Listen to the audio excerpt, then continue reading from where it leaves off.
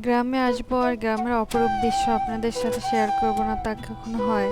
Hello everyone, আসসালামু আলাইকুম। আমার মতো কে কে গ্রাম পছন্দ করেন অবশ্যই কমেন্ট করে জানিয়ে দিবেন। গ্রামে আসার পরে তো শুধু ঘুমাতেই ছিলাম, এখন ভাবলাম যে না একটু বের হই আর বাইরে এত অপরূপ সৌন্দর্য আপনাদেরকে দেখায়। মাশাল্লাহ, দেখুন কি সুন্দর আকাশটা আর গাছপালাগুলো এত ভালো লাগতেছিল। আসলে এটা যারা সামনাসামনি দেখবেন তাদেরই ভালো লাগবে।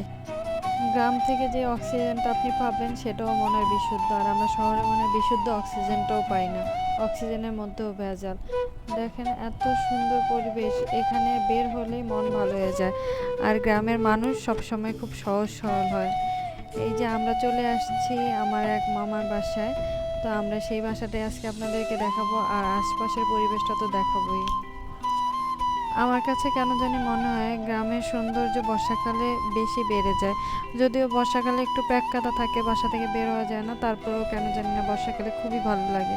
আচ্ছা বলুন তো, বর্ষাকালে টিনের চালে বৃষ্টির শব্দ কে কে মিস করেন, কে কে শুনেছিলেন, আর সেই অনুভূতিটা কেমন ছিল অবশ্যই কমেন্ট করে জানাবেন।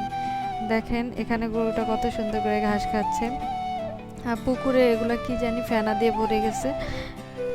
আসলে ঢাকা থেকে আসার পরে 2 দিন ধরে রেস্টই নিচ্ছি, ঘুমাতেই ছিলাম। আর আজকে উঠে ভাবলাম যে না আপনাদের জন্য একটু ভিডিও করি, আর আমিও দেখি আপনারাও দেখেন। আমি কেন একা মন ভালো করব, আপনাদের মনটা একটু ভালো করে দিই এই ভিডিওটার মাধ্যমে। এই দেখেন আমার চেহারার অবস্থা, আমি পুরা কামের বেটি রহিম হয়ে গেছি। ঘুমাতে ঘুমাতে আসার পর্যন্ত শুয়েই ছিলাম। এখন ভাবলাম যে না, চল এসা একটু আমরা একটু বের হই। আর এশাদেরকেও আমাদের সাথে নিয়ে আসছি বর্ণদিন থেকে, এশা আর মুনকে। খালামণিরাও আসছে যদিও, তো খালামণিরা আবার চলে যাবে। এই দেখুন কি সুন্দর গ্রাম। আর রাসেল ভাইপারের ভয়ে তারা এখন নেট দিয়ে দিয়েছে চারপাশে, যেহেতু পুরা আশপাশে বিলের মধ্যে একটা বাড়ি করছে, তো সাপের ভয় তো নর্মালি থাকবেই, তার মধ্যে আবার রাসেল ভাইপারের আতঙ্ক।